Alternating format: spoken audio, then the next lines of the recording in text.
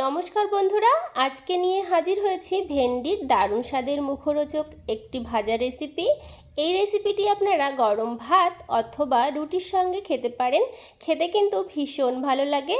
একঘেয়ে ভেন্ডি খেতে ইচ্ছা না করলে এইভাবে একবার ট্রাই করে দেখতেই পারেন। তো চলুন রেসিপিটা শুরু করা যাক। তো দেখুন, এখানে আমি 500 গ্রামের মতো ভেন্ডি এরকম ভালো করে ধুয়ে এরকম ছোট ছোট করে টুকরো টুকরো করে কেটে নিয়েছি। আপনারা আপনাদের পরিমাণ অনুযায়ী ভেন্ডি কেটে নেবেন। এবারে এখানে আলু এরকম লম্বা লম্বা করে ভাজার মতো করে কেটে নিয়েছি, কেটে ভালো করে ধুয়ে নিয়েছি। এবারে কড়াইতে দেখুন সর্ষের তেল দিয়েছি। ভাজাটা সর্ষের তেলে করব, তাহলেই খেতে বেশি ভালো লাগবে।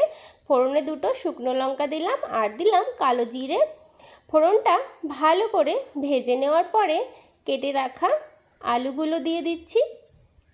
আলুগুলো সব দেওয়া হয়ে গেছে। এবারে আলুগুলো বেশ কিছু সময় ধরে একটু ভেজে নেব, কারণ ভেন্ডি সঙ্গে সঙ্গে দিয়ে দিলে আলুগুলো তাড়াতাড়ি সেদ্ধ হবে না, তার জন্য আলুগুলো একটু ভেজে নিচ্ছি।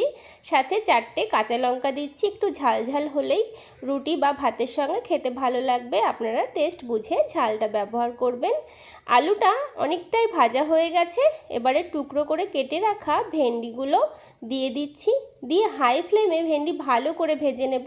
গ্যাসের ফ্লেমটা লো করে ভাজলে ভেন্ডির যে পিচ্ছিল ভাব সেটা থাকবে, আর হাই ফ্লেমে ভাজলে সেটা কিন্তু থাকবে না। আপনারা একবার কিন্তু এইভাবে ট্রাই করতে পারেন। অনেকে পিচ্ছিল ভাবের জন্য ভেন্ডি খেতে চান না, তবে এই পদ্ধতি অবলম্বন করলে কিন্তু একদম পিচ্ছিল ভাব থাকবে না।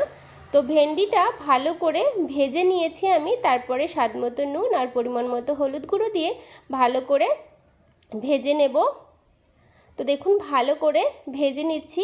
আর এই ভেন্ডি ভাজাতে আমি পোস্ত দেব। আর এই পোস্ত দিয়ে একবার বন্ধুরা আপনারা এই ভেন্ডি ভাজাটা খেয়ে দেখুন। খেতে কিন্তু ভীষণ মুখরোচক হয়। ভাত বা রুটি আপনারা যা কিছুর সঙ্গে কিন্তু এই রেসিপিটা পরিবেশন করতে পারেন। এবারে গ্যাসের ফ্লেমটা লো করে ঢাকা দিয়ে রেখে দিচ্ছি। যতক্ষণ না আলু ভেন্ডি ভালো মতো প্রপার সেদ্ধ হচ্ছে ততক্ষণ ঢাকনাটা তুলে নিয়েছি। তো বন্ধুরা, আমার এই ভেন্ডি রেসিপি ভেন্ডি ভাজার রেসিপি পোস্ত দিয়ে যদি ভালো লাগে তাহলে অবশ্যই লাইক, শেয়ার, কমেন্ট, সাবস্ক্রাইব করে পাশের বেল আইকনটা প্রেস করতে একদম ভুলবেন না। তো ঢাকনাটা কিছুক্ষণ পরে নামিয়ে নিয়েছি। ভেন্ডি আলু সব ভালো মতো সেদ্ধ হয়ে গেছে আর ভাজাটাও একদম কমপ্লিট।